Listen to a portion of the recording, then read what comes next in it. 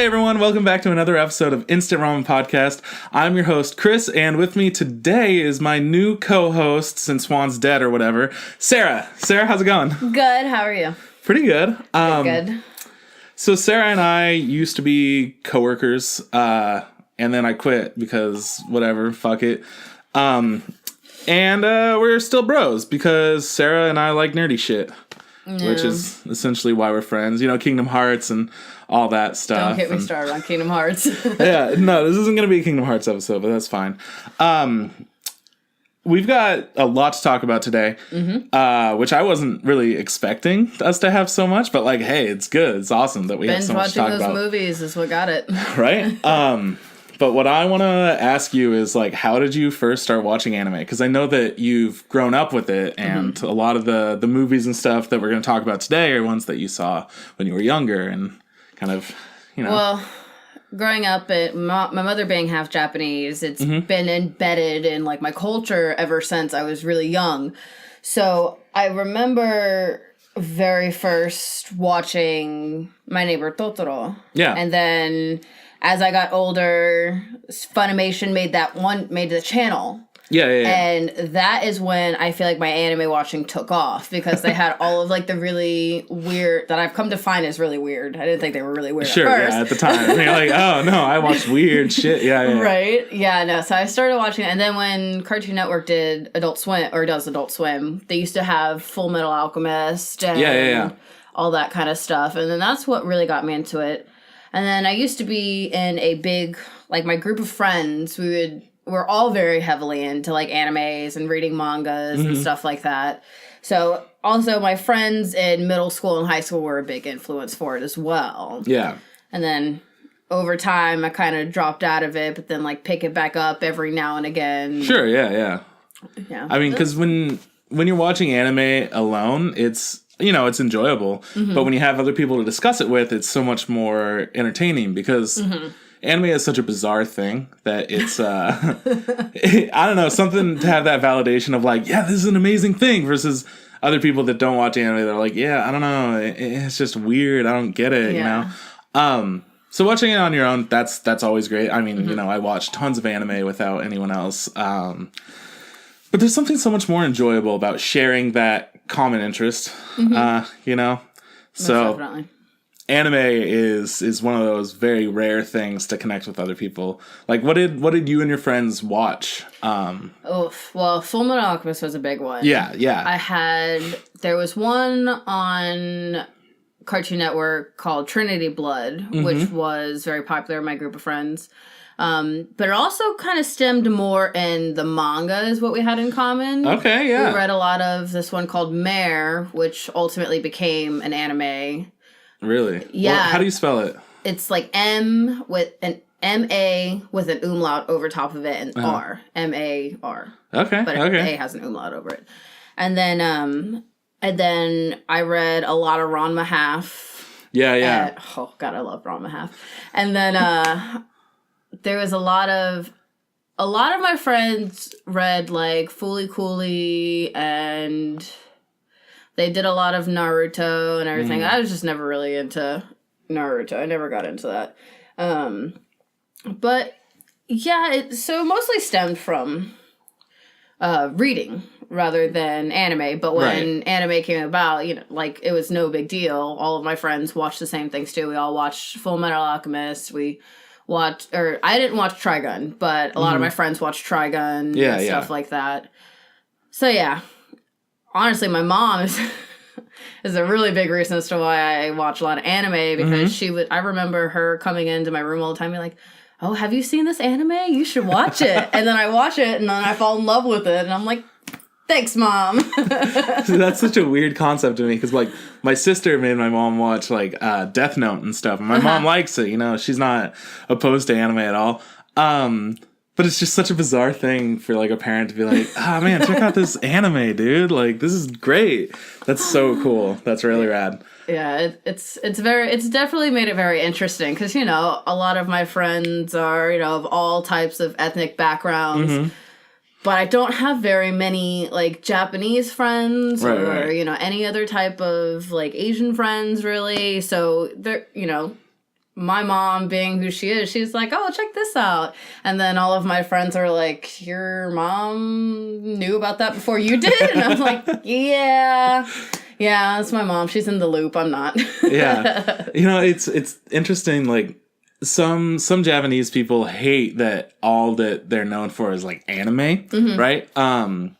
They just don't like, I don't know why, because it's like, if Americans are known for what, like Hollywood and like cheeseburgers and that's like food, sugar, yeah, exactly, right. And like, I don't know, it doesn't offend me. I'm like, hell yeah, we have like some crazy delicious fatty foods and fast foods and whatnot, and like I like it. I'm not, nothing wrong with that. But like I could see it, I guess, being an issue for some people. But anime to me, like, it's something that I really enjoy, and it's so weird that people have these really big kinds of media or entertainment or whatever it is in their culture that they're kind of like their culture's associated with, but they don't like that it is. I just thought that was weird because, I don't know, a lot of people that are just a little bit Japanese, like a quarter, a half, whatever, they have such pride in like everything that's part of their heritage or whatever. Like, I know that Leandra grew up, she's a quarter Japanese, and she grew up like not watching anime or anything like that. And then once she started watching it, she's like, oh man, this is such a cool part of my culture, like adopts it as, something that they do. I just thought that was such like a weird thing that certain people don't want it at all, I mean, maybe it's because it's the notion that it comes with sometimes, because, just like sometimes there are very out there animes that are the just extremist, like, and like, all the hentai and stuff like that. Right. I mean, that's, my roommate loves making jokes. She's like, oh yeah, what kind of tentacle stuff are we watching today? Right. But yeah, I just think it's such a bizarre thing, because if it's part of your culture, if it's such a big part of who you are, I guess, to have this like negative attitude about it is just so weird, Yeah, I mean, I kind of get it, but then again, like, I don't know, man. You just embrace it. It's kind of funky because it's something that I love. So yeah, and I mean, it's regardless of if you're like you said, quarter, half, whatever. Yeah. It's just, even if you're just interested in the culture, it's cool to just fully embrace it. It's like my youngest brother, he's such an amazing artist. He he can draw people like it's a picture. It's so crazy. But I got him like last year, I got him for Christmas like a Japanese coloring book. Right. It's like Japan and like things in Japan and stuff like that. Yeah. And he like just took his markers and was just coloring all of these it was almost like he had seen a picture of like a geisha before and just memorized it. And then he colored this geisha, and I was like, how you did that in like 20 minutes? And then even then, on top of that, he taught himself bits and pieces of Japanese language and stuff like that. Like, I remember one year I went home and there was like Japanese writing all over the Christmas card things with your names on it and whatnot. Yeah, sure. And I was like looking around, I was like, oh, okay, these must be for Grandma. And then Mom comes over and she's like, Sarah, you didn't take your present. I was like, that's in Japanese? How am I supposed to know that says my name? She's like, oh yeah, well, Robbie did it. And I was like, he's learning Japanese when did he do this? Exactly. She was like, yeah, he's learning. And I was like, oh my God, I had no idea. That's so cool though. It's really interesting, and it's so cool because then I have my younger sister Heather, who Robbie is 15, and then Heather is 16. And they're both very enveloped in the Japanese culture, just in two very separate ways. Okay. My sister Heather she loves anime. Right. She's got like her Full Metal Alchemist poster on the wall, then her Sailor Moon tapestry, and like all other different types of tapestries and whatnot. And then you got Robbie, who's just very enveloped in the culture itself. So it's very interesting. And then you got my other brother, Corey, who is more, I guess, he's not really as enveloped and interested in it, but he doesn't ignore it. He appreciates it. He thinks it's cool, but he's not like Robbie and Heather, who are like oh, I want to know more about this. He's just kind of like, oh. It's like, cool, that's something that, it's kind of part of my people, Exactly. And it's cool. It's very cool. It's cool to see it in the different spectrums of how people want to embrace it. For sure, yeah. So I love the food. The food is where it's at for me. I love trying to make the food. I love eating the food. What's your favorite food? Spam musubi. Yeah? Oh my goodness. I love spam musubi. I know it's like a Hawaiian, Japanese thing, but still, I think I could eat that till I was blue in the face and not even care. Yeah, I mean, you mentioned it like when I went to Hawaii. You were like, did you get any? Yeah. And I'm like, no. No, I saw some, but they looked like they had been sitting there all day, and I was like, I don't really know if... But, no, yeah, which is the same musubi's... it's like rice with spam wrapped in seaweed. Yeah. Yeah, the spam, just like so simplistic. It really is. It's amazing because the spam is...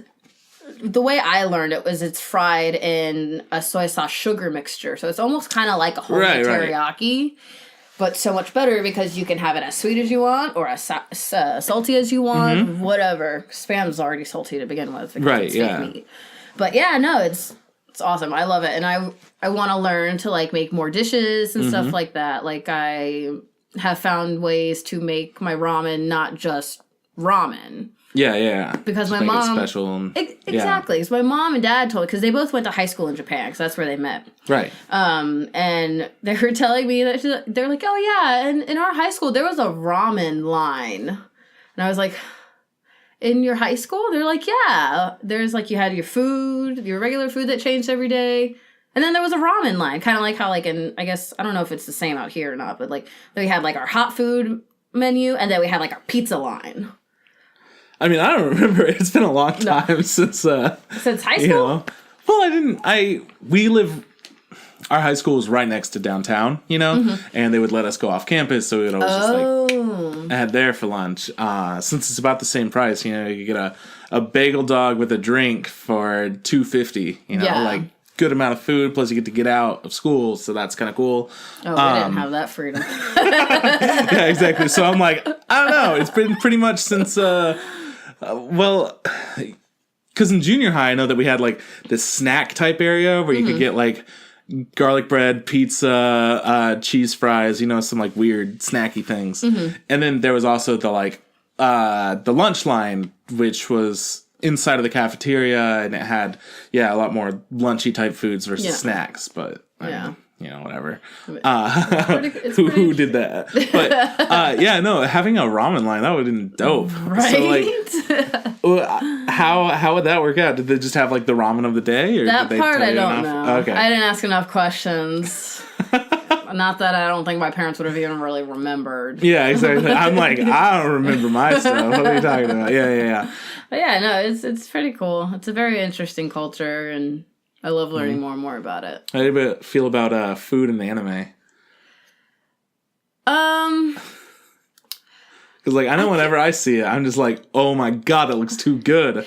It does, but then you don't know how much of it is actually supposed to look like that. Well, I mean, it's it's anime style. No, and I know it's close. I remember there's this one anime that I watched called Goksen, and there's this talking dog in it. And one of the biggest things I remember is that, because yakisoba is another one of my favorite dishes. Yeah.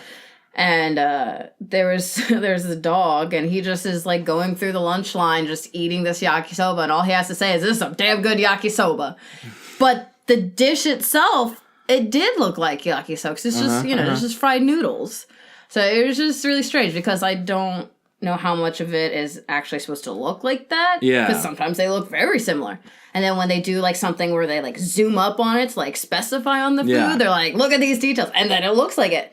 But then you kind of pull the camera away, and it's just oh, we're going to lose half the detail. So you can't really know what it is. Sure. But I mean, watching something like Sweetness and Lightning, we watched an episode of that with the dad and the girl making food and whatnot. Yeah. That whole process of making it and everything, it makes it look so good. Yeah. And it's weird, they have Food Wars is another show, and I mean, we're talking about Studio Ghibli today, and they always have food in that looks fucking amazing, right? Yeah, that's very true. I love the way that food looks in anime, and you know, and when it does go away, of course, it's not going to look like it. You lose some detail. But whenever you get that up close, it's like, God, I want that, right? Like, I don't know, that's how I feel about it.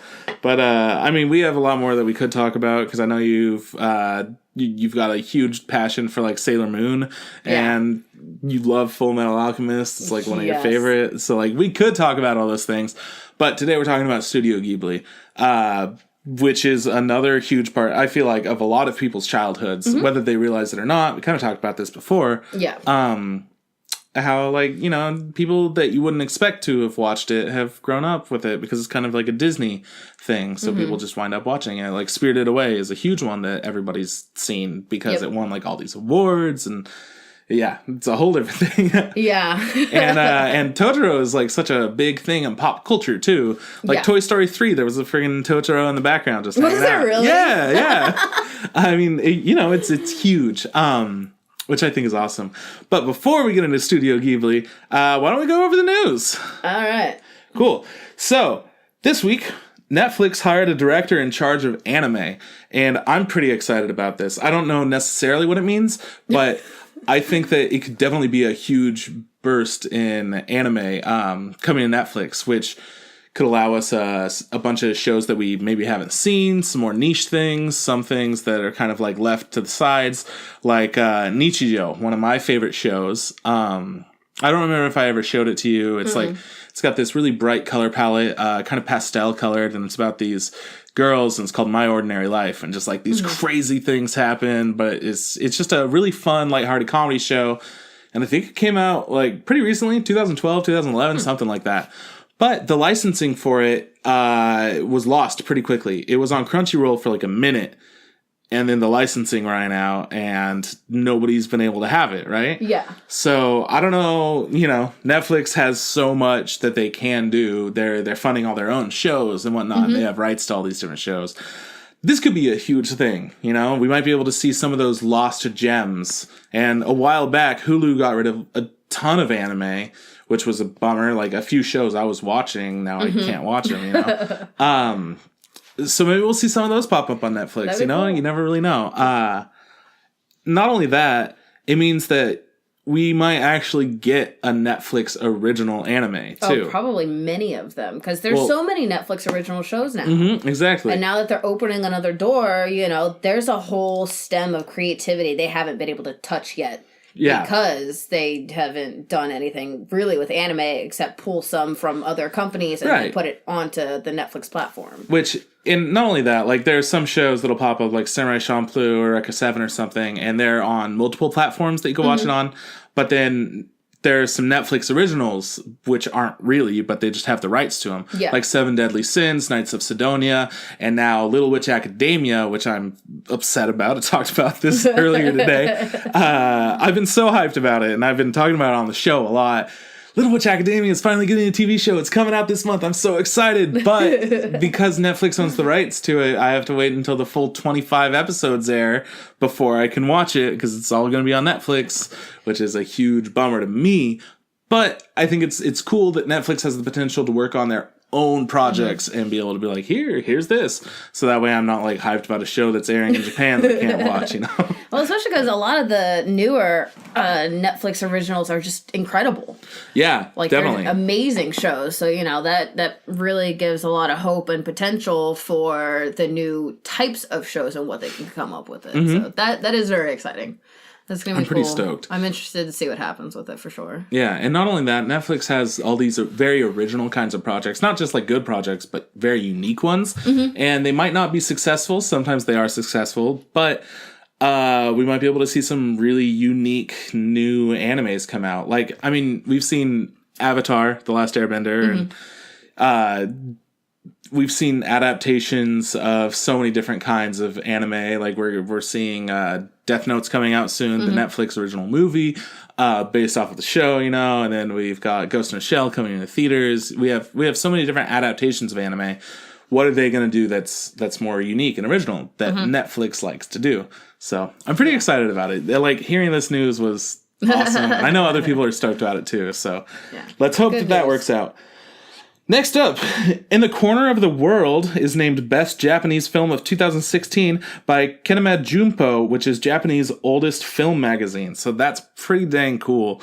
I hadn't actually heard of this movie, but the director, Sunao Katabuchi, won the Best Director award for it too. And I was looking into what other work they've done, and they worked on they were the director for a bunch of different like smaller kinds of projects.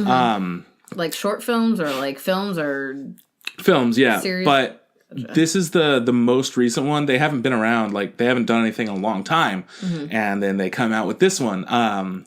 And it's so cool to see, like, we've seen Your Name in the spotlight for a while, made by Makoto Shinkai, and it's winning awards all over the place. And we'll talk about it in a second because it's part of the news, as it always is, because it's such a big film. But it was cool to see this pop up. I'm like, oh, cool, this wasn't even on my radar. Like, excited to hear more about it and see it. Yeah. So, In this Corner of the World, keep an eye out for that. I'm going to. I know that for sure. Next up, Amazon launches an anime subscription channel. I didn't know about this. Yeah, me neither. I had no clue. And I watch so much Amazon Prime. It's not even funny. Exactly. So I'm pretty hyped about that too, because Amazon hasn't been doing a whole lot with anime, but they had Cabaneri of the Iron Fortress, which is made by the same people who did Attack on Titan. And it was just on Amazon Prime. Like, where can you watch it? Oh, Amazon Prime. And you don't have to pay for it. It's just there. It's one of their free streaming ones. Yeah. So I was pretty stoked to see that Amazon had that, and it, you know, they're consistent. They've got high quality subtitles. You know, Amazon doesn't fuck around. And then there's also a new project coming out, which is the Studio Ghibli show, which is coming out this month. What's the name of it again? I think it's Runjo.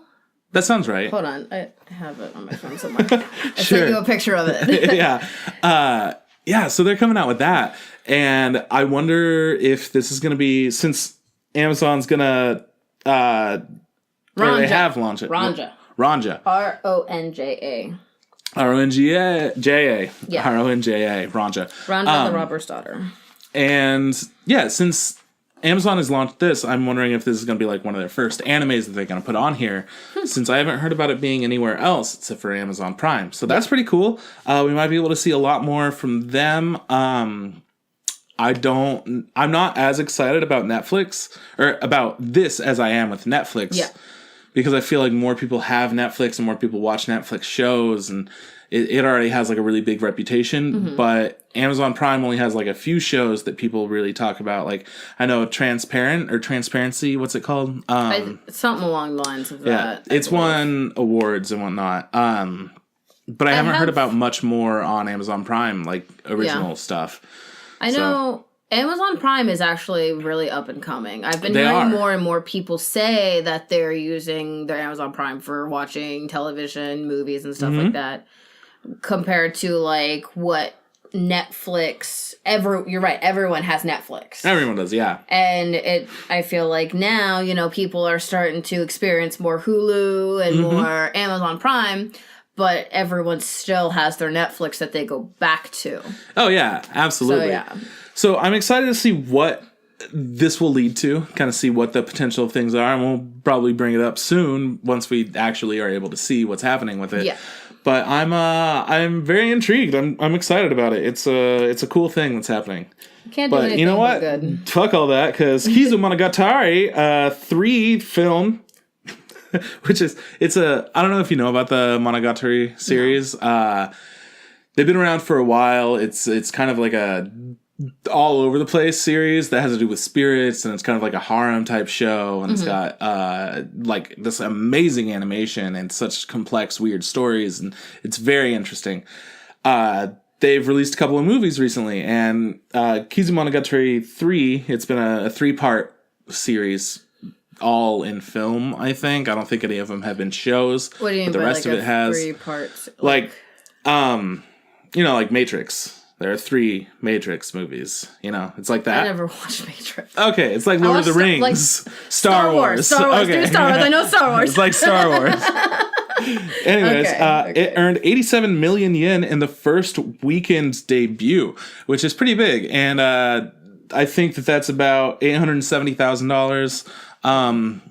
in US dollars, something around there, if I remember correctly. So that's big for them. That's pretty cool. I know that people absolutely love the Monogatari series, so that's awesome. It always means that there's going to be more when it debuts well and people buy the DVDs and all that. Yeah. So let's hope that they keep making good content for everybody. Your Name debuts at number 1 in South Korea, which is the first Japanese film to do so since Howl's Moving Castle. That's been out for a while. Yeah, exactly. And that's pretty cool. I mean, dude, Your Name is such a good movie. I've never seen that before. Yeah, and you probably won't see it for a little bit. It's going all over the world. It has been. It's won so many awards. I can't even tell you how many. It's made like the most money of all time. Really? Yeah, and it's made by this dude, Makoto Shinkai, who makes some of the most beautiful things I've ever seen. And he's a great storyteller, and he has the highest quality animation. In fact, people do call him the new Miyazaki because he puts out such high quality, big grossing, like he's a huge name. People know him. He doesn't want to be called that, though. He doesn't like that. But he also doesn't want people to see this movie because he feels like the animation quality wasn't quite up to what he likes. Yeah. Even though everyone else is like, yo, fuck you. I wanna watch this. Because the story is on point, is what I understand. It's about a boy and a girl who live in... One of them lives in the city, one of them lives in a little, like, mountain town. Mm-hmm. And they have these dreams where they become each other, but they've never met each other before. I don't know enough about it, but it looked, like, really, really beautiful. I saw a trailer about a year ago and was like, oh, fuck, this looks good. I was super excited about it. So, dude, it's doing well in South Korea. I can't wait for it to come to the United States. I honestly really hope that it's in, like, all theaters versus specific ones. Like, we might be able to see it at our local, like, small theater that airs, like, one movie, every couple of months or whatever it is. So we could probably see it there, but it would be so cool if it came to, like, big old Tinseltown, Cinemark, right. Yeah. That'd be rad. But anyways, that's enough with the news. Why don't we get into our main topic, which is just about Studio Ghibli. Yep. So what's the first Studio Ghibli movie you've ever seen? My Neighbor Totoro. Yeah, me too, dude. It's, everyone knows it pretty much. It's just they it's Totoro himself is what is really known. Mm-hmm. Like, that's why at the beginning of almost every Studio Ghibli film, it has Totoro. Right. In the opening, like the blue screen and everything, it has Totoro's outline in it. It does, yeah. That's the Studio Ghibli background, which is such a big thing. I was looking around my room when you were talking about that. I'm like, do I have anything Totoro in here? I don't, but in my house I do, and because now we're recording at my dad's. Mm-hmm. But we've always had stuff around. Like, I know my sister's room probably has a bunch of Totoro stuff in it right now. The little Totoro, some of the dust bunnies. Oh, hey, you got Totoro on your sock. There we go. We got Totoro in here. And that wasn't intentional, though, right? No, it kind of was.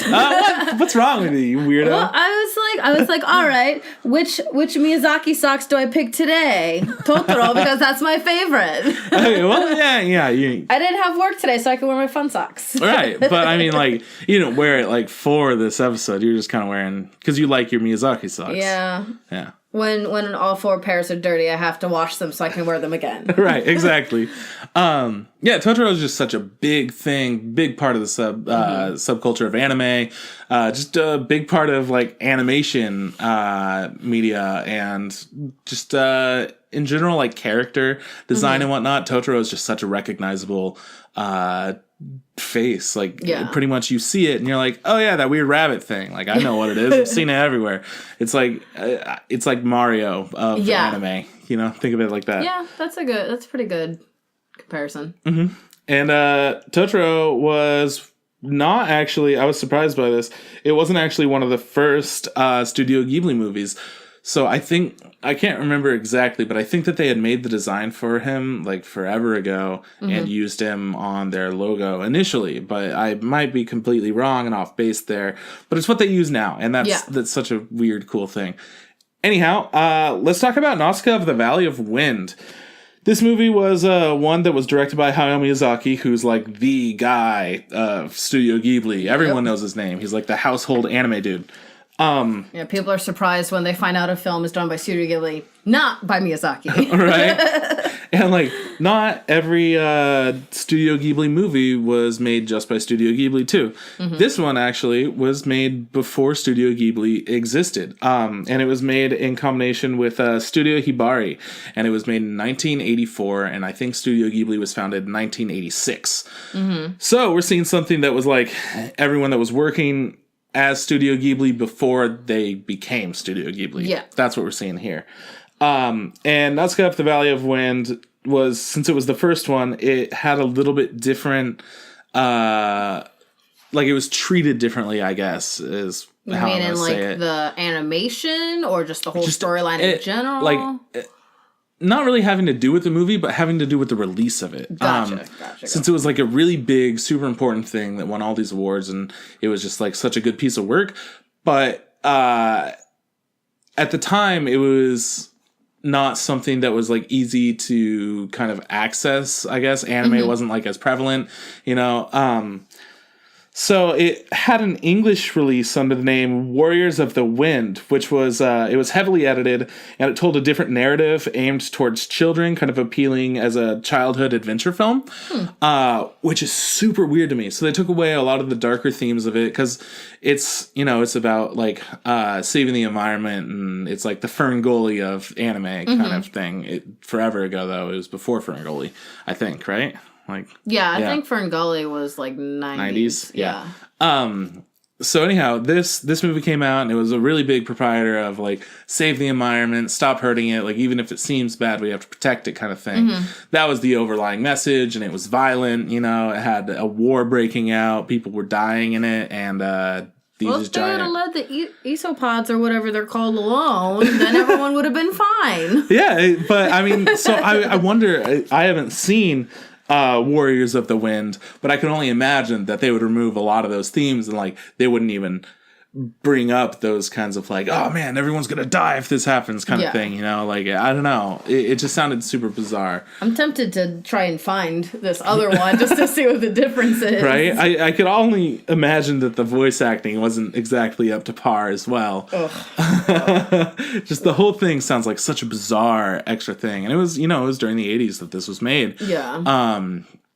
So they also didn't have that same kind of like quality assurance, since that was during a time where it was like, can we market it? Can we make a toy out of it? Like, this cartoon's going to be made into this. And this is kind of one of those weird things where like, I don't know how you could make toys out of this.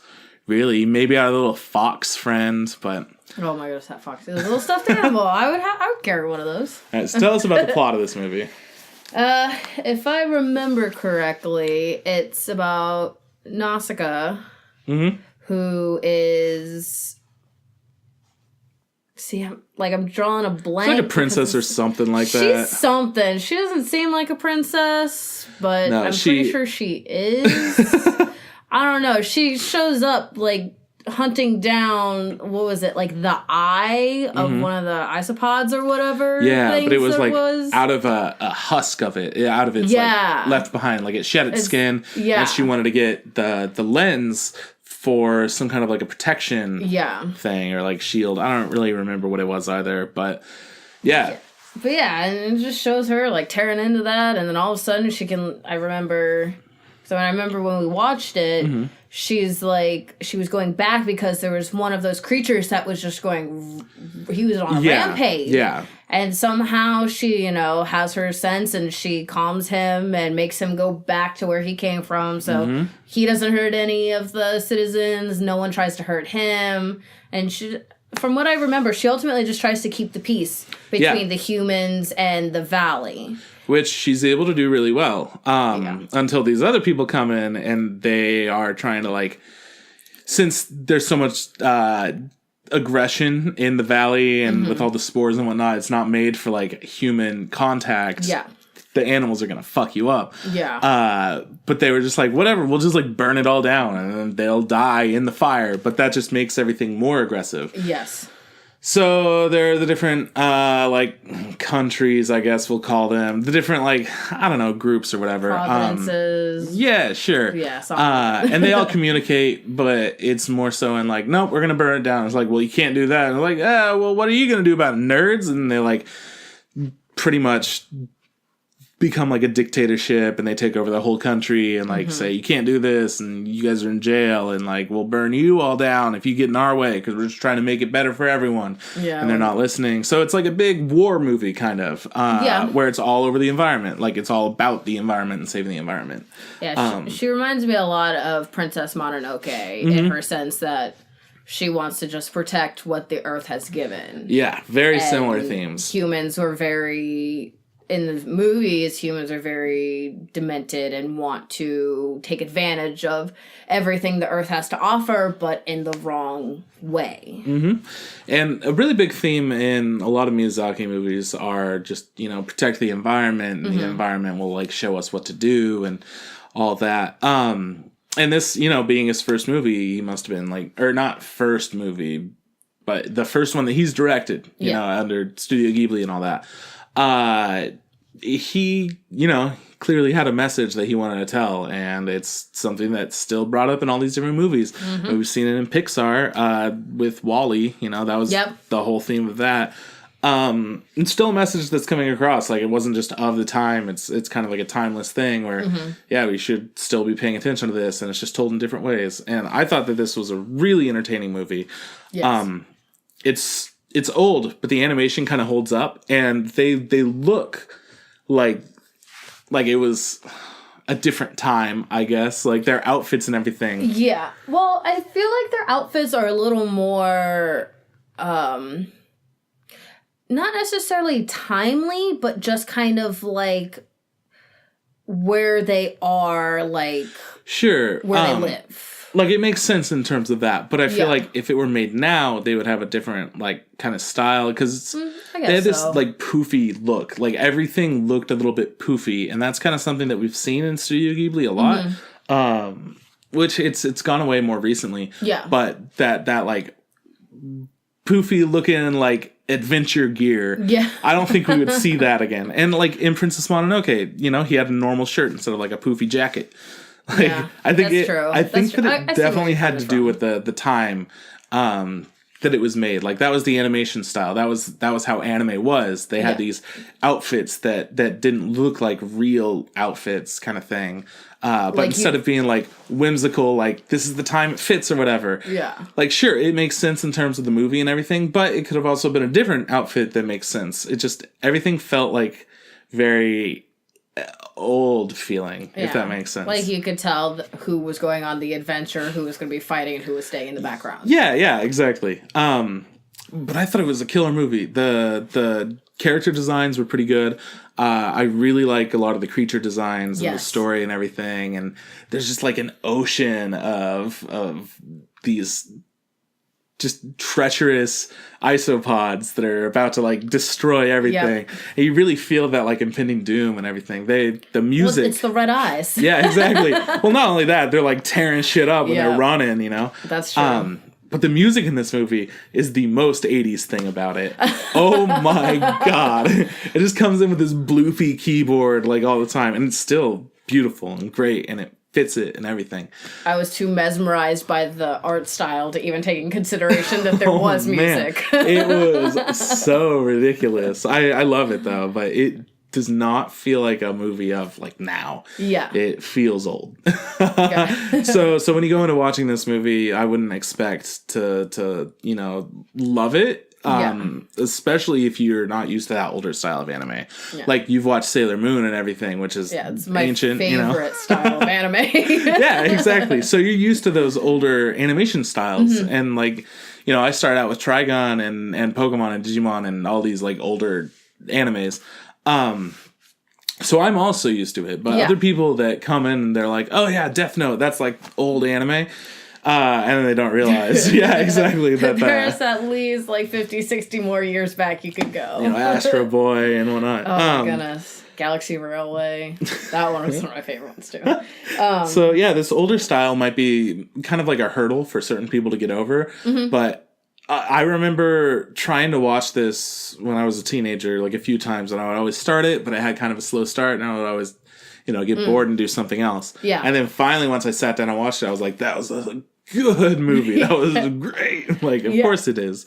Studio Ghibli makes high quality shit. It was good. Course. Yeah, I had never heard of it until you told me about it. Mm-hmm. And then Oldest one, man. now I've like budgeted it into my paycheck on Friday so I can go buy it. It's a good movie, yeah. I mean, it's not one of my favorites, but it's damn good. It's a very captivating story once it goes. Oh, absolutely. Next up, let's talk about one of your favorites, Castle in the Sky, which was another Hayao Miyazaki movie, and this is I think it was the first one actually under Studio Ghibli, made in 1986, and it won 7 first place awards for animation design and like best film. Won a bunch of awards. It was super good. Yeah, it deserves all those awards. Yeah. Yeah, that one is another one of those that I did not watch until I got significantly older. Mm-hmm. I think after we watched Nausicaä was actually like the next day or that same day is when I went home and watched Castle in the Sky. Because I've had it on DVD for, 5 years now. And I just haven't watched it. And then I kicked myself for not watching it sooner. Dude, yeah. Because the story is just so... It's another one of those save the environment, take care of it. Right. Take care of each other type of thing. But just, I don't know, the opening scene is... It's like a chase scene, right? Exactly. Yeah. There's 2 dirigibles in the sky. It was 1 dirigible because the main girl, I cannot remember her name at the moment, the main girl, she gets kidnapped. Mm-hmm. And she has a stone that is supposed to release her power.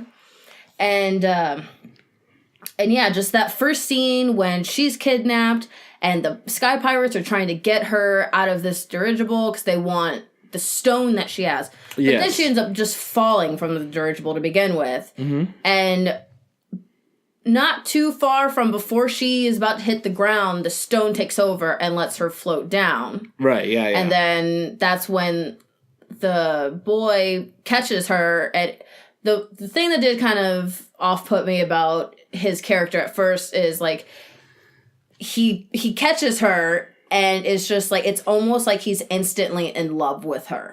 Right. And it was just kind of weird for me.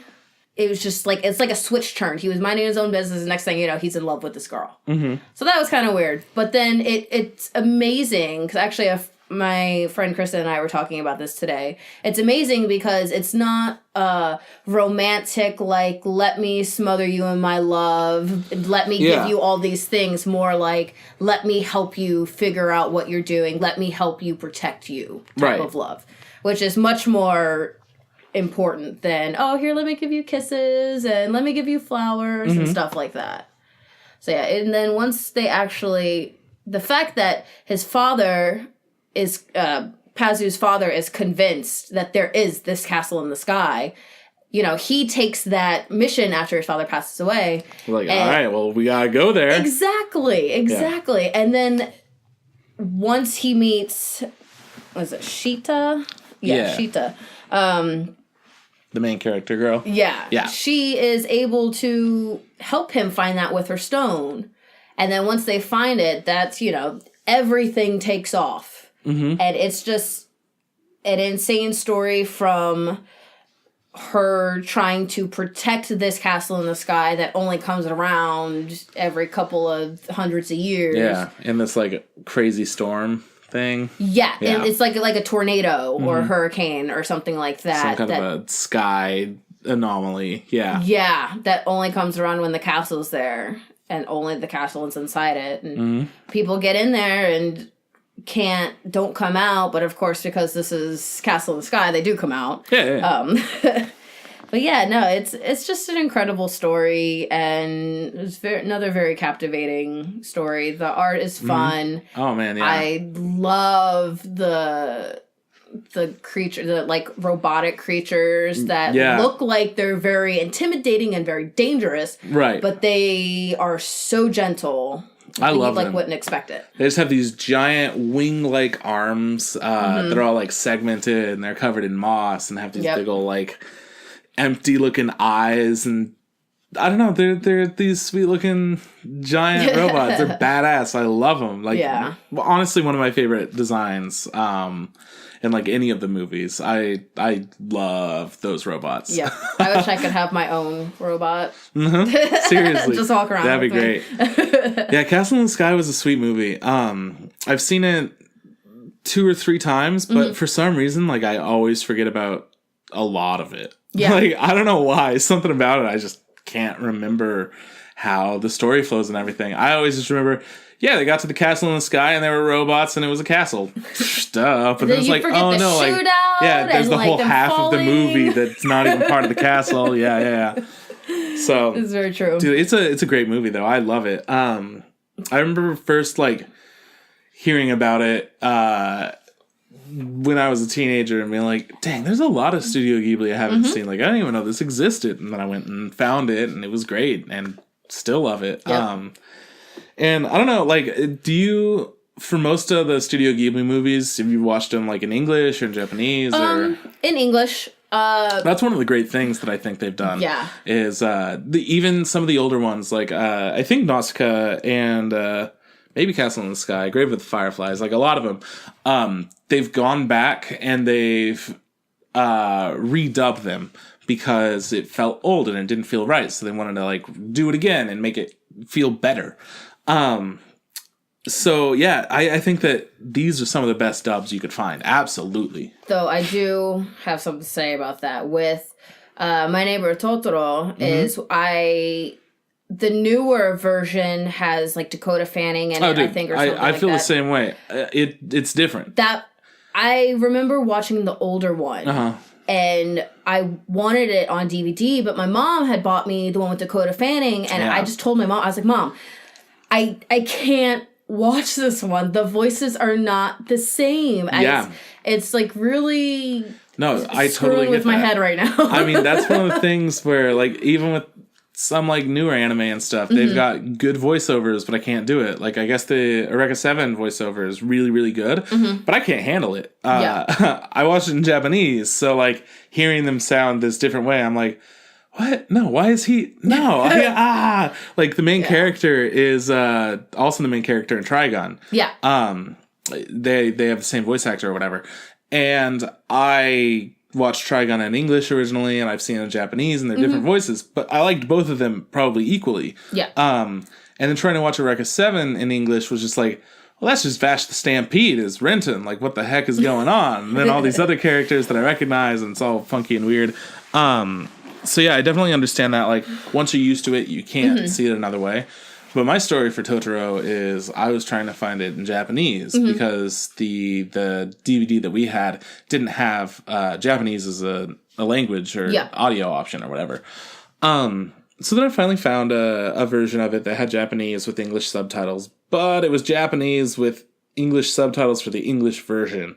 And I didn't like, it wasn't just that, it was like for the hearing impaired. Yeah. So it also had like wind whistles and like stuff like that.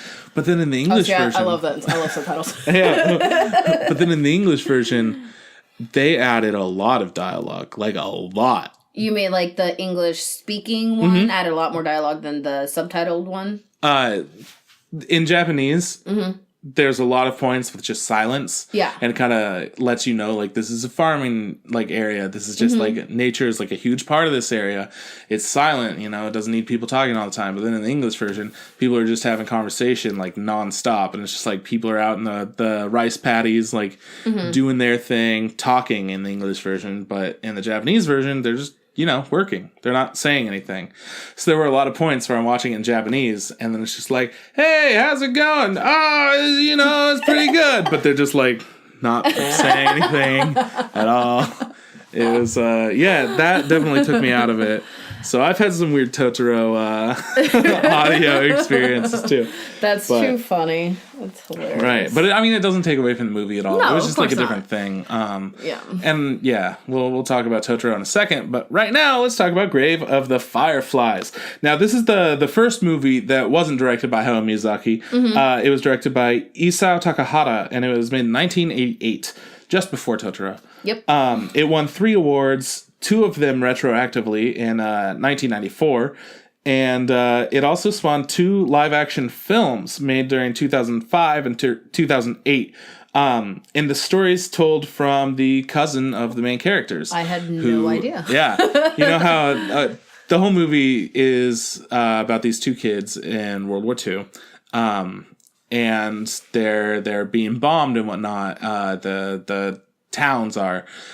So they need to run away. And their dad is in the Navy and he's off fighting. And then the mom, in the first bombing that we see of the movie, she winds up being very badly injured and she dies like a couple days later. So they have to go stay with their aunt. And the aunt's kind of a bitch. But we don't get to see anything from the cousin.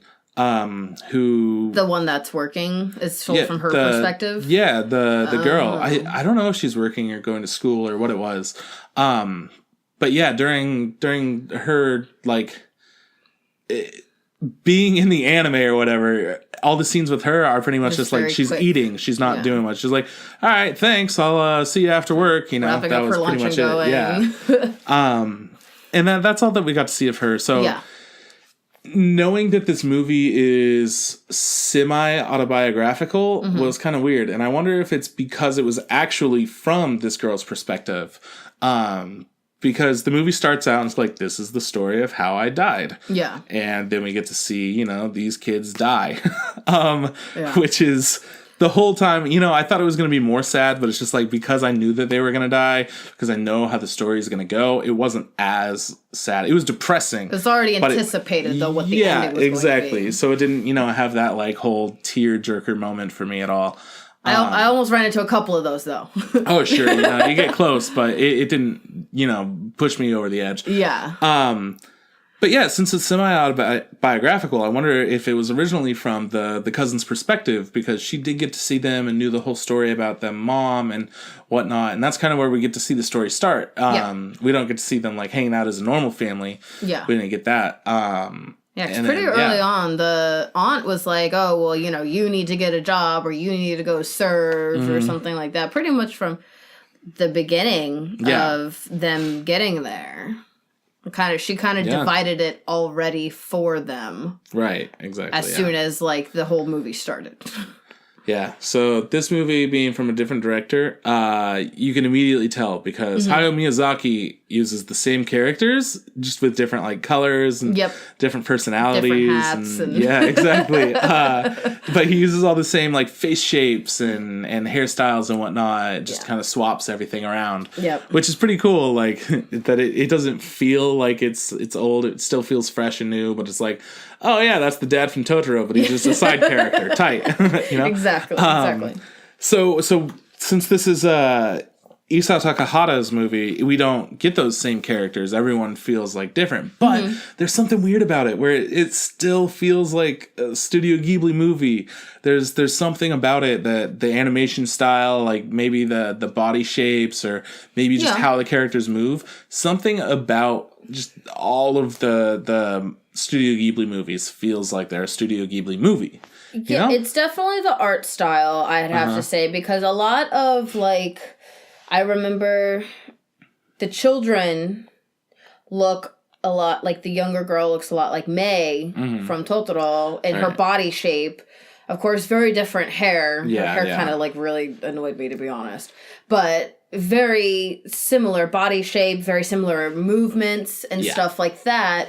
Even like the backgrounds where like they would have the tall grass and but like, you know, some of the grass was still, it was just alluded that it was grass and it didn't have detail where you had like the taller grass behind it, that was more prominent because it was taller and stuff like that. So I think it's just the little tinier details is what made it feel like so a Studio Ghibli film. Yeah.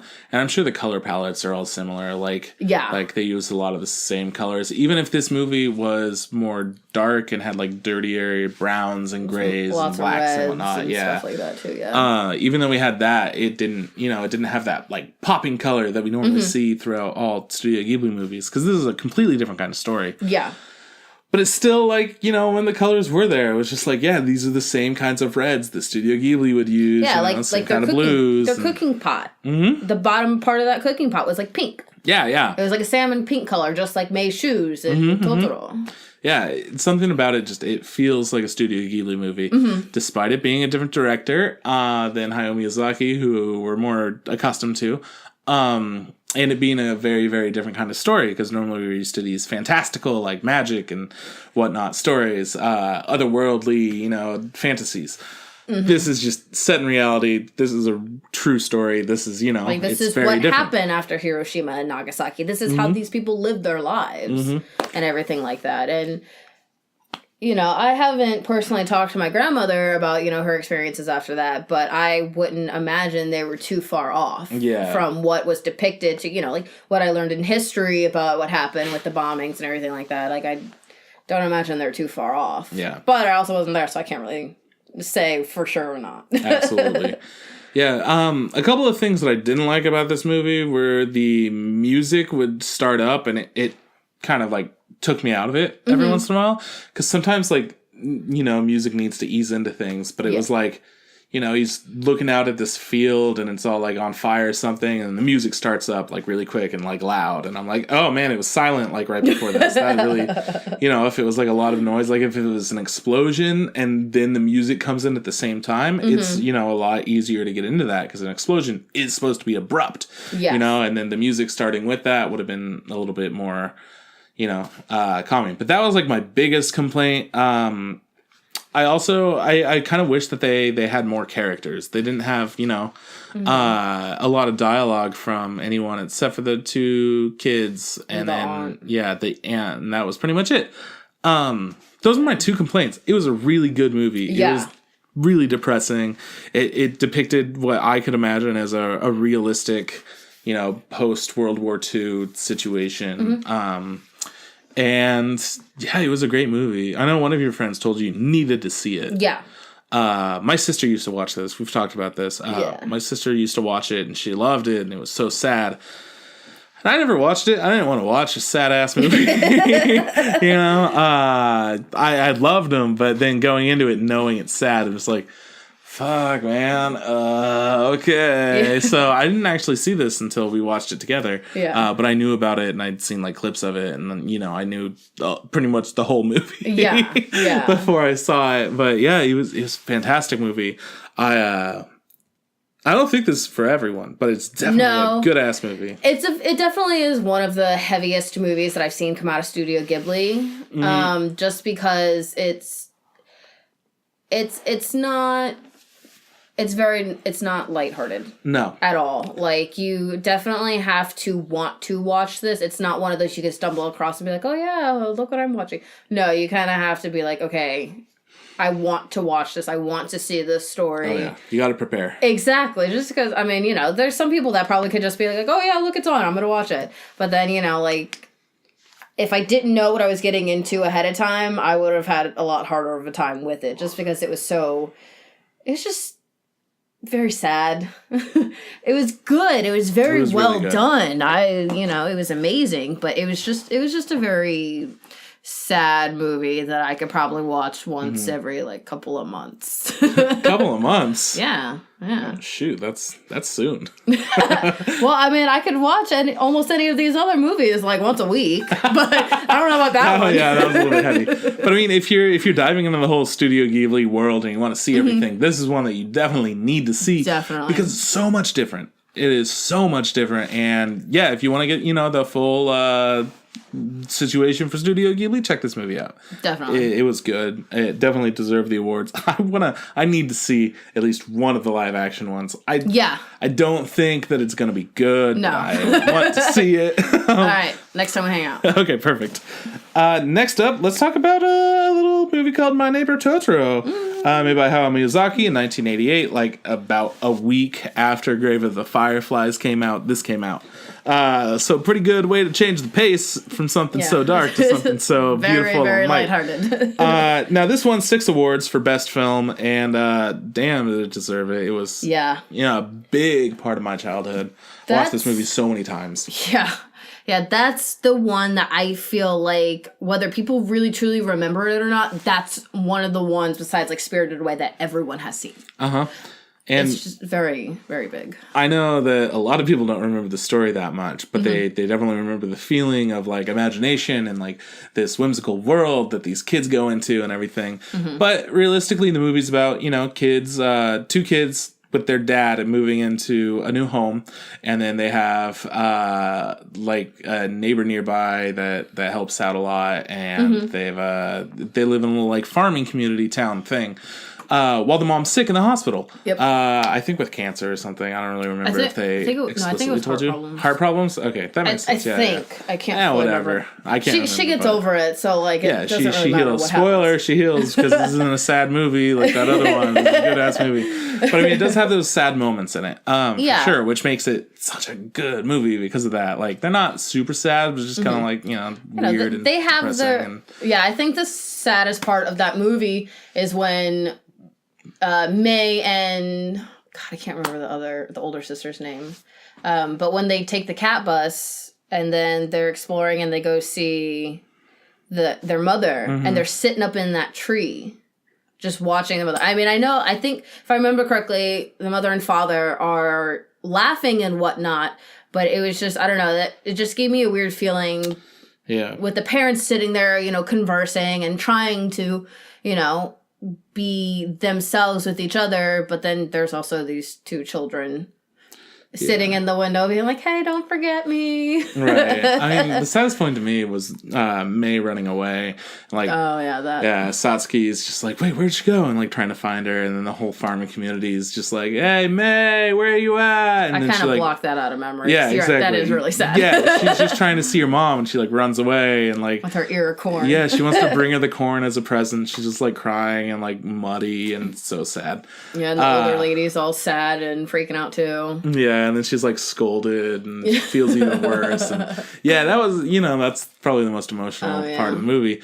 But overall, the movie is about childhood imagination. Like, they move into this new home, and they find these dust bunnies, and like, oh, cool, and they find all these acorns being dropped, and then turns out that these little creatures are going and getting the acorns and putting them in a bag and, like, running off and bringing it somewhere.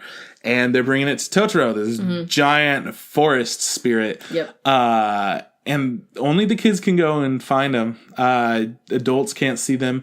And this is a movie that has a lot to do with Shinto, which is the Japanese religion that has a lot to do with the environment and just different like spirits and whatnot, which is one of the things that Miyazaki really likes to do. Yeah. Like Princess Mononoke, Save the Environment, very Shinto-based. All Spirited Away. I was just going to say, Spirited Away is just entirely Shinto. And yeah, we get to see this amazing world that either the kids imagined. They go in this little like grove, and then it turns out that there's a giant canopy that they could just hang out in with their enormous forest spirit. Yep. Which is kind but frightening, I always was so jealous of May laying on. May getting lay on Totoro. I was like, I want to do that. Like, they have the really big, like, Totoro, like, bean bags. Yeah. But it's not going to be the same. No way, dude. It's not going to be all warm and fuzzy like Totoro would be. And, yeah. I love it. That always made me so jealous. The imagery in this movie was awesome. I mean, they have the cat bus thing, which was so weird and fun and cool.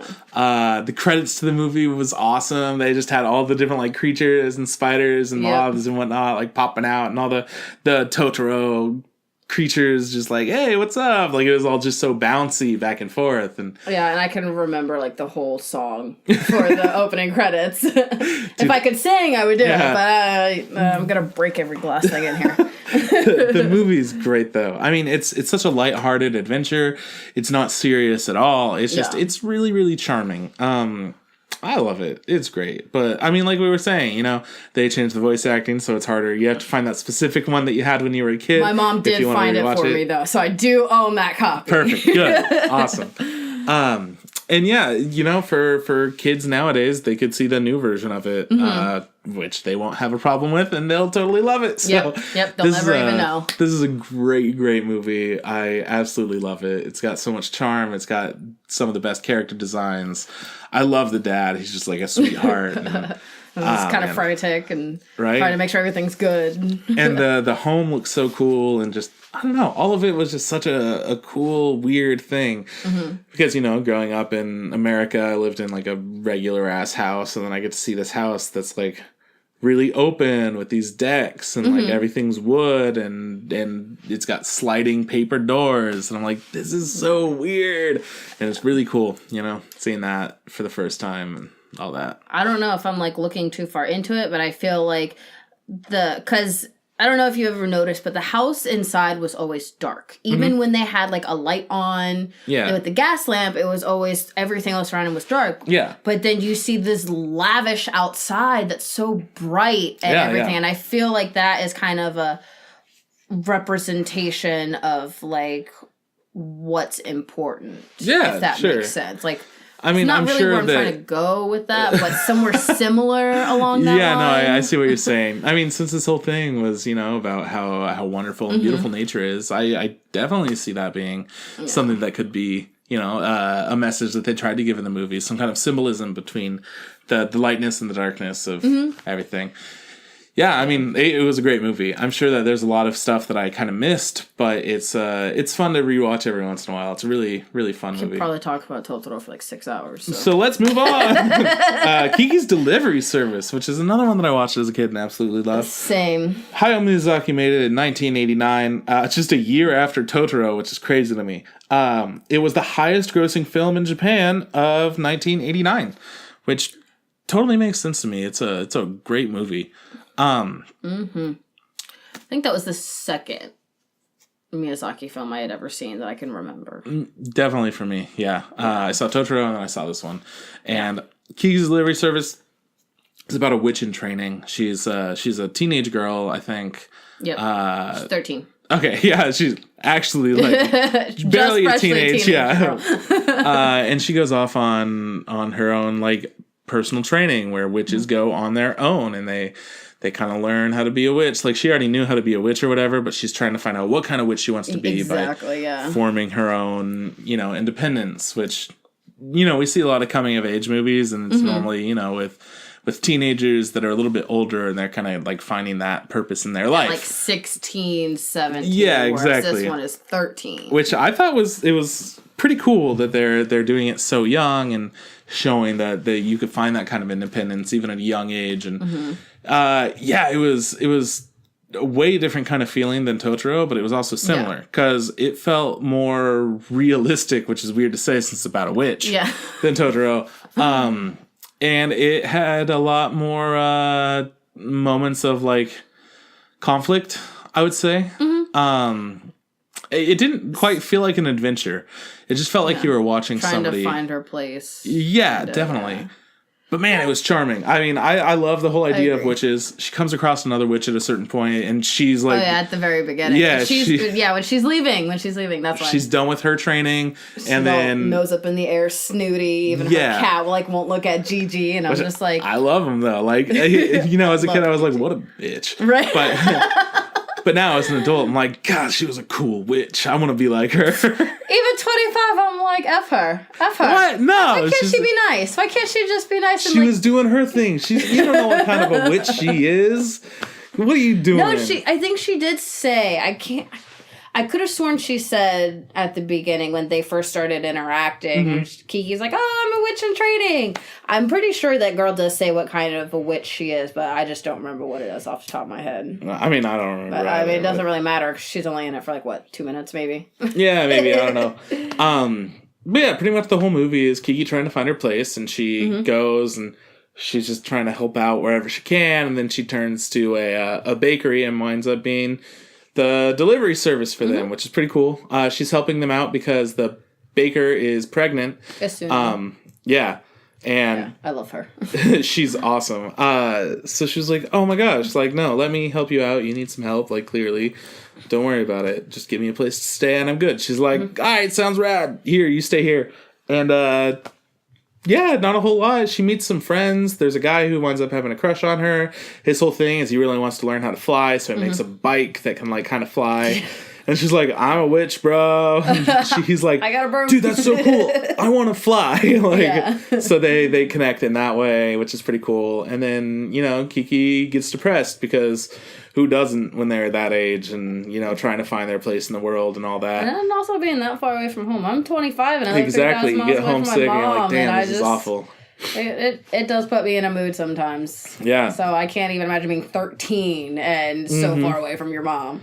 25 and I still wish my mom was next door. Yeah. So she's trying to deal with all of her stuff. And she winds up not using her, witch powers at all. She's not flying, she's not practicing.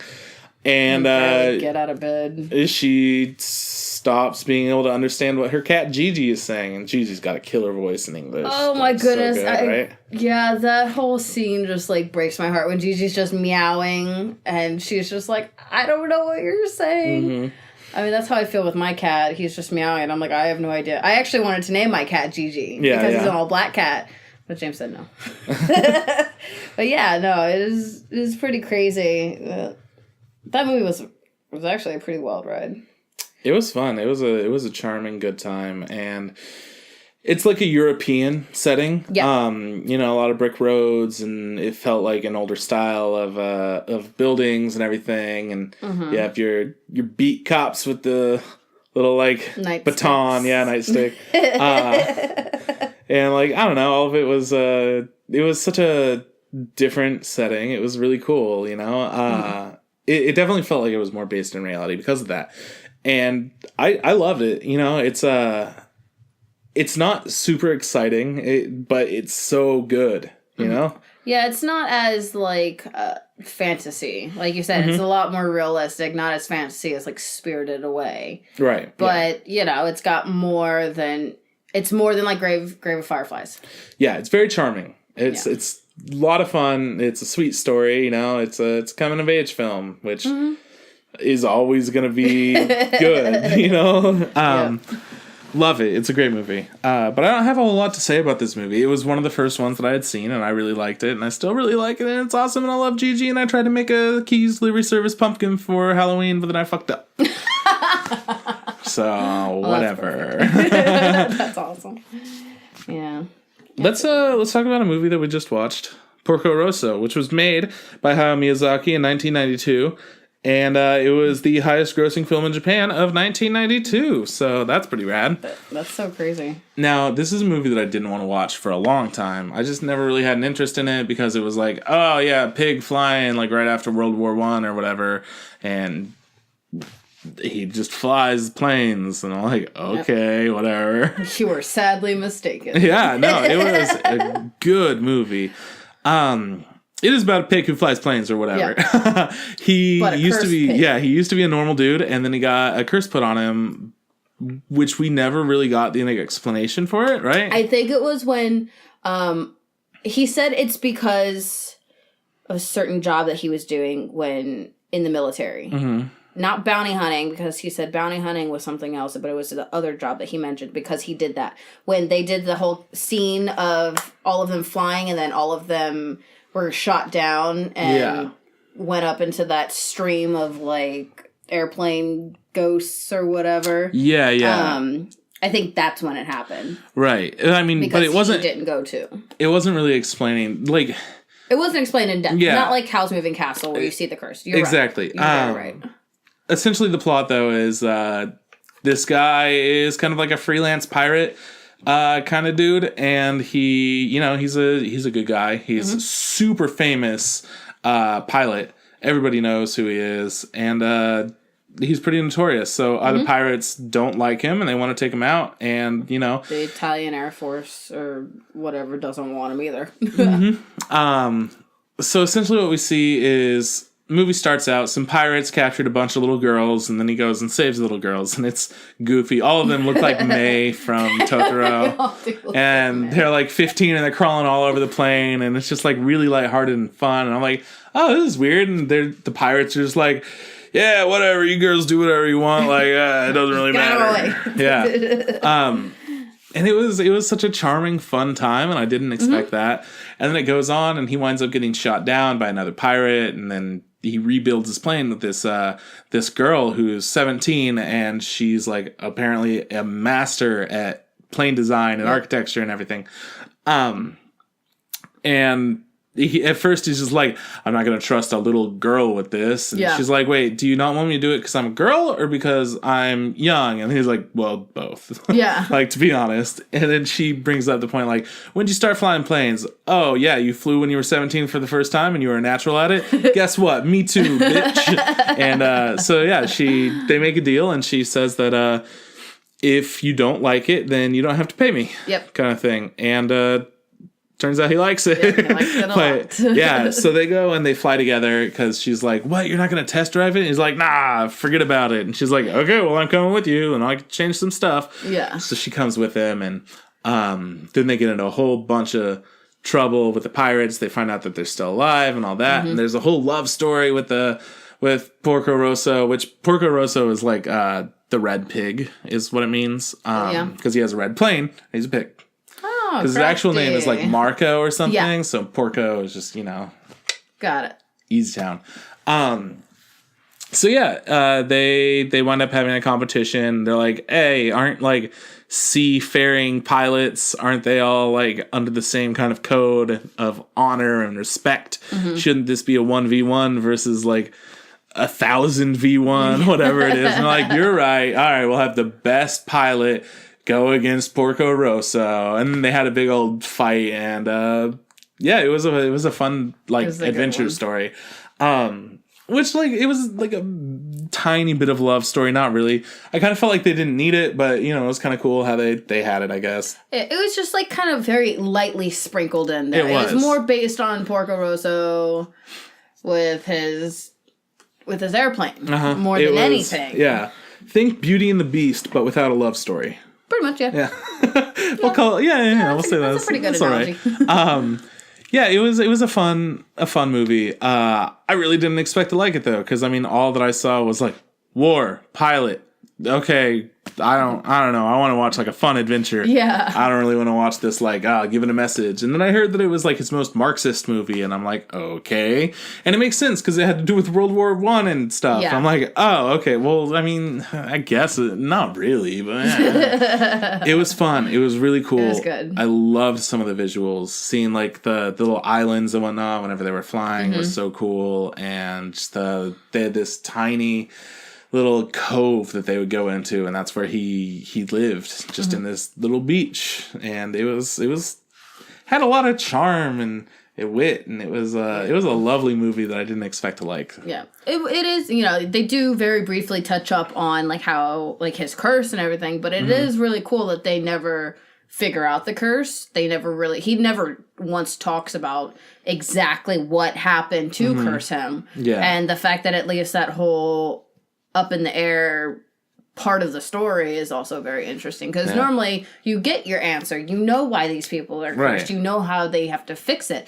But no, he's just a pig. He's staying a pig. Yeah, and he's like, yeah, we all died, so like I might be in hell. I don't really know. Yeah. Maybe me being a pig is like me being in hell. And he's just like, what are you gonna do about it? I'm a pig now, but at least I get to fly planes. And he's doing his thing. That's true. Because you don't even know. Like maybe even after he won the battle and everything, and because they don't show him anymore after that. Yeah. They don't show him. They don't show Gina. It just comes from the main girl's perspective, and who knows? Maybe after that fight, and he realized that he loved Gina or whatever, maybe that's how it got broken. Maybe it is like a Beauty and the Beast type of thing. I thought it got broken because she kissed him. The girl kissed him.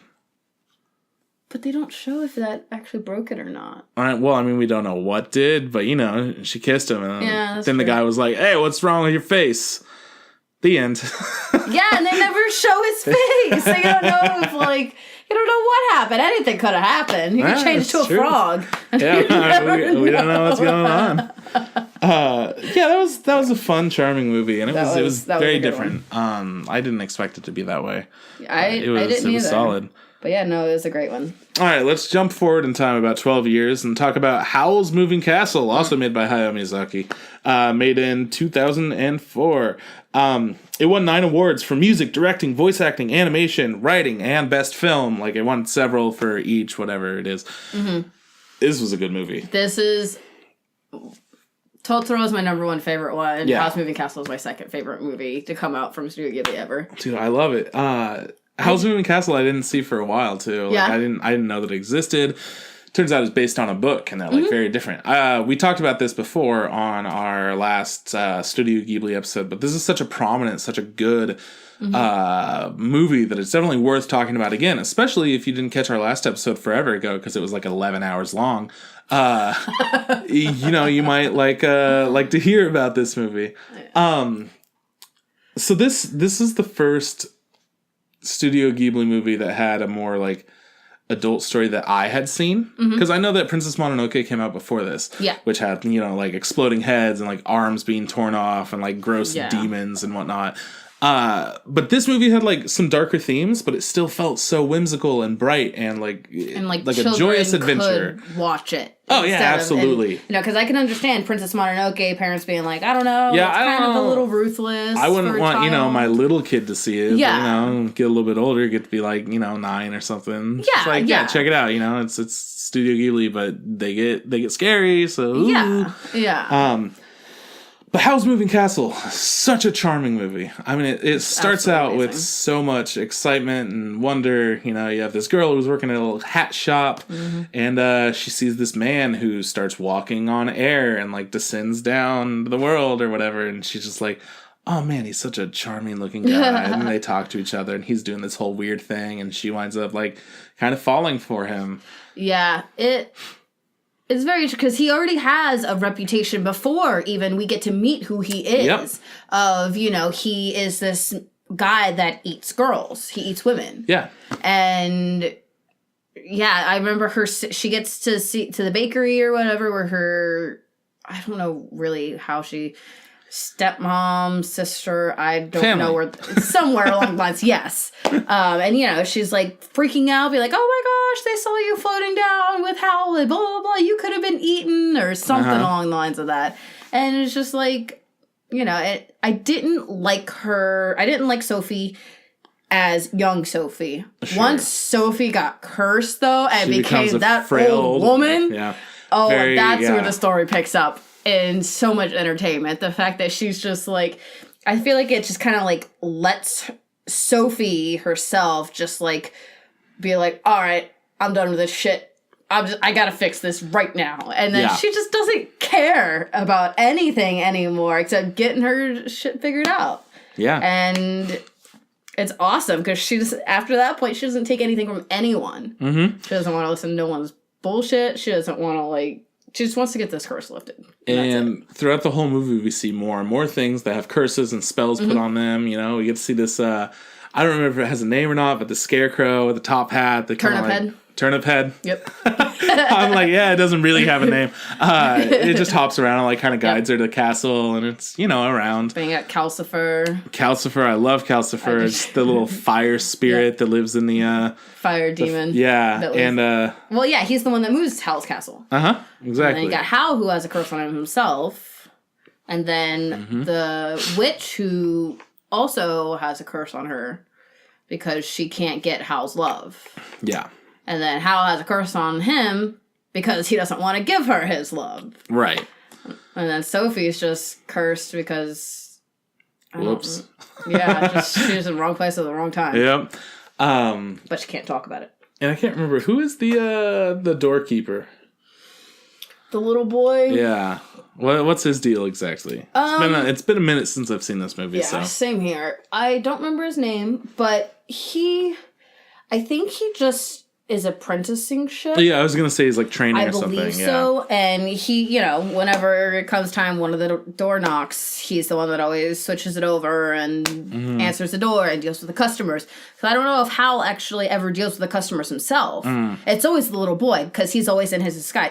he is an apprentice because he's practicing his magic as he's trying to deal with these customers. Right. And his disguise is like an old man. He's just like goofy as heck. He's like, what's up, little dude? Yeah, he pulls his cloak on, the head goes up, the beard comes down. Yep. It's great. I love it. Yeah, it's great. And then they have the queen or whatever, and she's like a big old fat monster. And yeah. Oh, no, that's the witch. The queen is the one that's in the wheelchair. That's right. Yeah. Yeah. Yeah. And they've got the little dog, too. Like, they have such charming characters. I know. It's a good one. It's really an enjoyable movie. It's a lot of fun. It's very easy to get lost in that movie, too. Just because the colors are so much fun. Like, everything is perfectly colored. Everything. Even when they go off into, like, when they do Howl's memories of, like, his curse and everything, you know, like, that imagery is just astounding. Like, seeing him, like, catch the falling star that turns out to be Calcifer. Yes. Like, I don't think I could ever forget that scene. It's great. And I love seeing, like, the war and everything, too. That, you know, it was brutal, it was intense, but it has so much charm in the whole movie. And I'm just, I find myself getting lost in that every time that I watch it. It's just so captivating. I love it. The music's great, too. You know, music's great in all these movies. Yeah. It really, really fits well with the theme. It helps of everything. Pull you into the world that it's trying to portray. It's all done by the same guy, like Joe Hisashi, I think is his name. Fantastic musician. This movie has some delicious looking food too. Yeah, dude. Like, I remember the bacon in this movie for sure. Yep. May all your bacon burn. Yeah, I love the movie. I wanna rewatch this really badly. It's such a good movie. And I've seen it in English before, and I don't like the English voices as much. Yeah, I don't like the witch as much. She's got like this whole southern thing going on that I didn't really like. That's true. Compared to the Japanese, where she was just, you know, like a person. Honestly, sort of like a character. Any of these movies, I have not seen them in Japanese. I've seen most of them in Japanese. Yeah. Well, a lot of them I downloaded. So, yeah. So I only get like one kind. But even then, like, I don't know. I think it's just because I started watching them in English. Therefore, for me, even I have a hard time watching like anime in Japanese sometimes. Yeah. Especially like when it's something like Sailor Moon. Like I can't watch that in Japanese because I watched it in English when I was so young. Of course, yeah, I feel stuff like that. So I think it just kind of falls with the same thing as I have a hard time. I totally get that. That's where my brain is. Yeah, no, I feel that. I usually try to watch it in Japanese first for the most part. Not necessarily with Studio Ghibli, because Studio Ghibli is, you know, such a well done voiceover studio. You know, Disney takes care of that so well. But I don't really try to watch it in Japanese first because that's what I feel like they were originally going for, like those voices specifically. And English puts a twist on it a lot of the time. Oh, yeah. Like I was saying with Howl's Moving Castle, I did not like the witch as much because they gave her a different character, like, entirely because of that whole southern accent going on. Yeah. I didn't dig it. That's just me, though. I mean, because it's great. You know, you have Christian Bale as Howl, and it just works so well. I love my Batman. Exactly.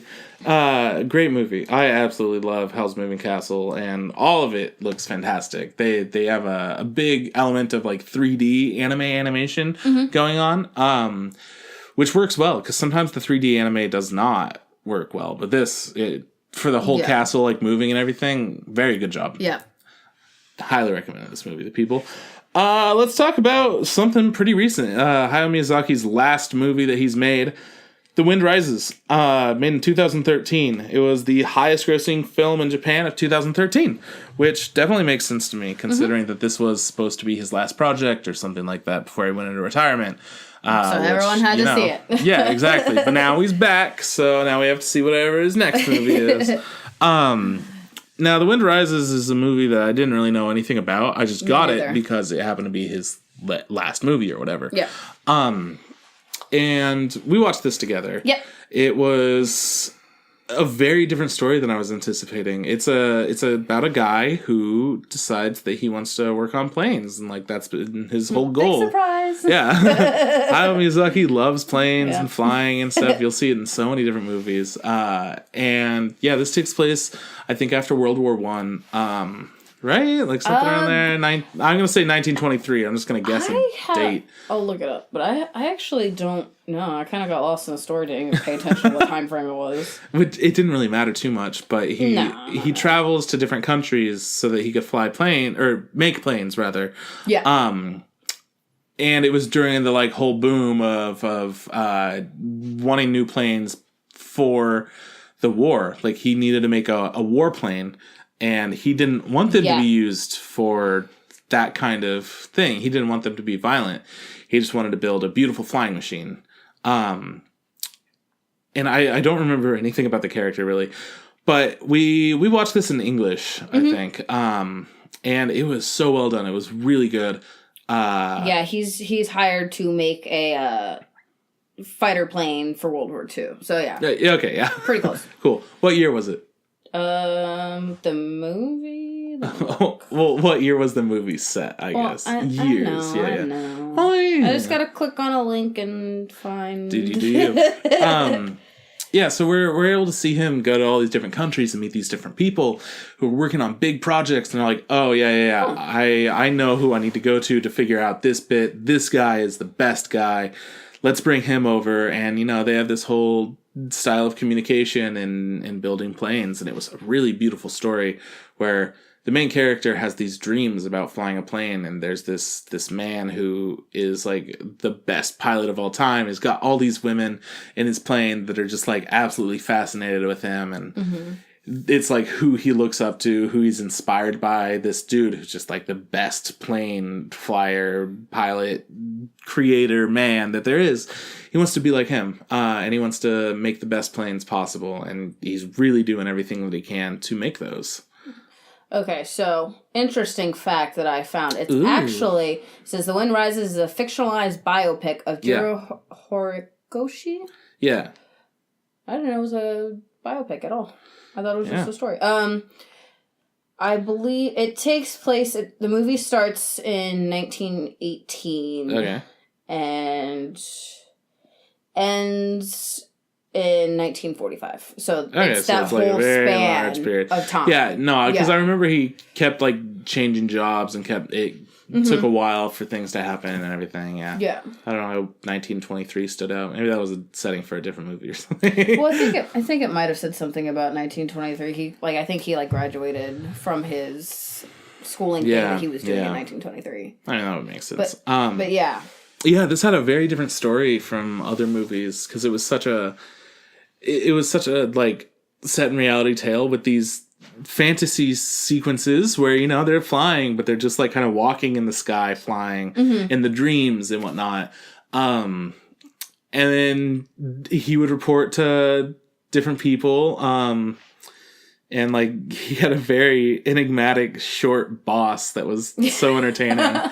A lot of really charming things about this movie, but it was more based in reality, and it was interesting in that respect. But it was so good, and it felt long too. I don't know. It really did, but I don't think it was that long at all. Like an hour and a half, 2 hours, like most movies. But you're right. It felt like not that it dragged on forever. No. It just felt like it had so much to the story that it's trying to tell you everything. Because it jumped through time so much. I feel like that might have made us feel like we spent a long time on each section or something. Yeah, there was a lot to take in with this movie for sure. Well, yeah, especially because it turns out that he falls in love with the girl that he saved at the beginning of the movie, and they get married.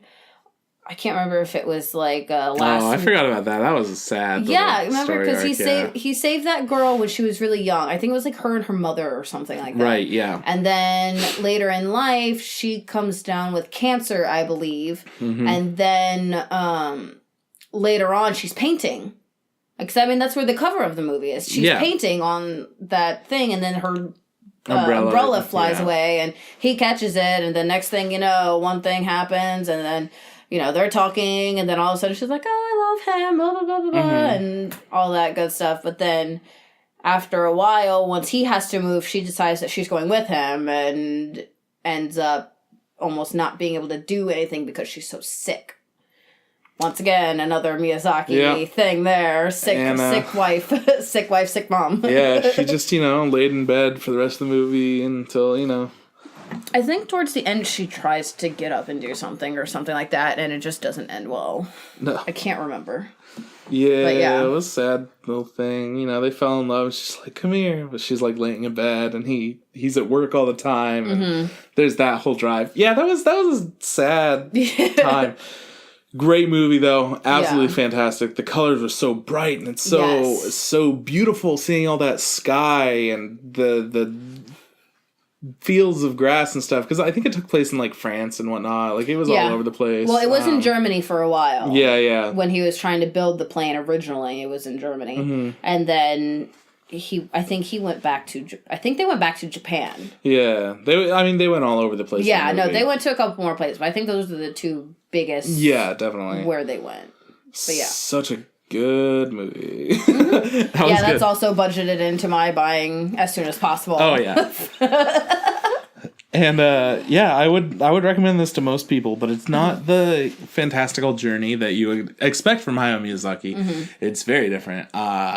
But not it's like so good. Fireflies. Yeah, no, not at all like that. No. So way. yeah, it's got so much more charm than Crave with Fireflies. It's just like sad stuff, more sad stuff. Here's some sad stuff. Yeah, like okay, cool. Yeah. Now, the most recent Studio Ghibli movie, I have wanted to see for a long time, and I'd kind of been putting off buying it because I'm like, I don't want to pay $30 for it and whatnot. Finally wound up buying it, and I don't regret it at all. This movie was so good. One of my favorite Studio Ghibli movies. It's called When Marnie Was There. It was made by Hiromasa Yoneba. It was made by Hiromasa Yonebayashi in 2014. So this came out a few years ago now. Yep. But it's so great. It won one award for being the best animated film, and it was nominated for 7 other awards for animation and writing. And because the movie was based off of a book, the sales for the novel went up like significantly on an international level. They started. It was a book. Yeah. It started out as a book, and then it was translated into so many different languages after this movie came out, and it's just been so well received. Putting that on my Goodreads. Just really quickly taking care of that. Yeah, man, this movie was so good. And because it's made by somebody different, at first I kept thinking like, oh no, it was the last Miyazaki movie because it's the last one, and he retired and all that. No, not at all. It was made by somebody else, and going into it, we're watching it, and we're like, okay, I think this is going to be more of a reality set kind of movie, but it wound up being very whimsical, and it started out and it immediately grabbed me. The main character is a girl who she has like an asthma attack, which I think was like more of a panic attack than anything. Yeah, because her anxiety is just so overwhelming. She blames herself for everything. She's depressed. She has a lot of guilt towards her mom. She calls her aunt because she's a foster parent. Turns out that this girl, her parents died when she was really young. And then she lived with her grandma for a little bit. And then she moved in with, this new family after her grandma died. Yeah. And then she, didn't have the best relationship with her mom because she was so depressed and all this. I don't want to spoil too much about this movie because it's so new and I feel like everyone should go see it. It's honestly one of my favorite movies right now, and I didn't expect that to happen at all. Yeah. I loved it. So it starts out and we get to see this really realistic depiction of depression and anxiety, which is something that I don't feel like many films do that well. Particularly anime. Like, they'll either make it over the top or just like, not super relatable. But this was a little bit more like, no, she just like, she's suffering from depression and like, it happens. She's young too. She's a teenager. I think she was in like, I think she's 16. Yeah. She's yeah. Definitely during that phase where it's easy to become depressed, but hers is like really, really bad, So her mom sends her off to live with her aunt and uncle, and they have a very different attitude. They live by the ocean, which they sent her there initially because she had asthma or whatever. So they're like, hey, fresher air will make you feel better, and this will be good for you. So during the summer, she goes and she lives with her aunt and uncle, who are incredibly free-spirited and just like these lovely people. And they had a daughter who's grown up, and she's moving out of the house and everything. So this girl gets to live in their daughter's room. And it starts out and not a whole lot's going on. It's just like, oh man, this is such a cool looking little town. And it's like really just a small town. And, she meets some of the kids in the town. They don't get along well because she's acting out. And, they have this festival, the Lantern Festival, where you write a wish on a little tag and you put it on a tree or a shrine or whatever it is. And this girl's like, hey, what's up? Like, you mind if I look at your thing? And she's like, oh. And she's like, come on. Like, grabs the wish or whatever. I'm like, that's kind of a dick thing to do, but okay, whatever. And it says, like, I just want to live a normal life. Yeah. And the girl's like, what do you mean by that? Like, and just asking a bunch of questions. She's like, just forget about it. And she keeps pestering.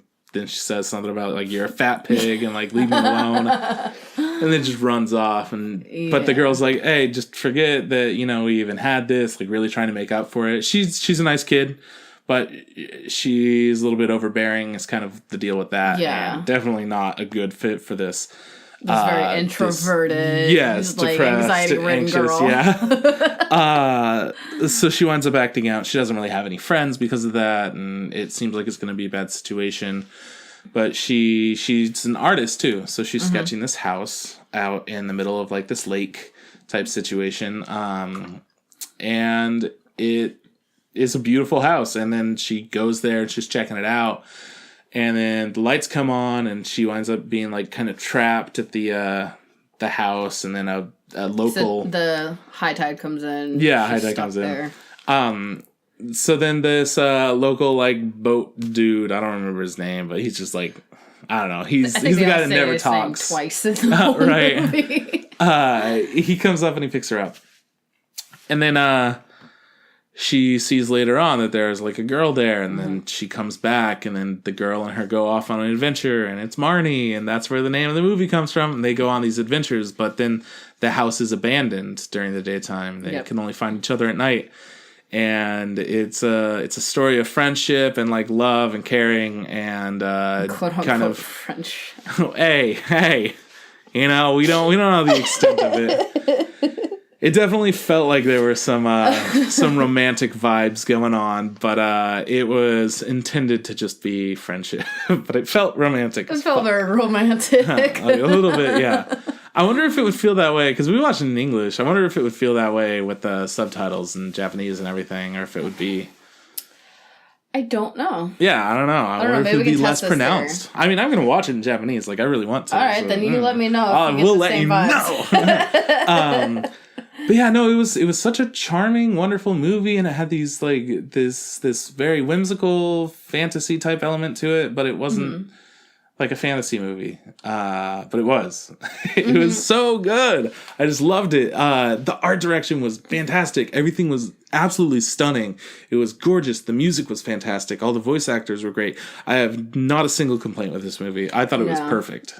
Yeah, and you're right. This is one that I've wanted to see for a while, too. I think I was, like, walking around a movie store or something like that. Came across it, and I was like, that looks kind of interesting. And then I just never watched it. But, yeah, I'm so glad we did, because that was a very cool type of movie. Very almost different than anything Studio Ghibli has come out with.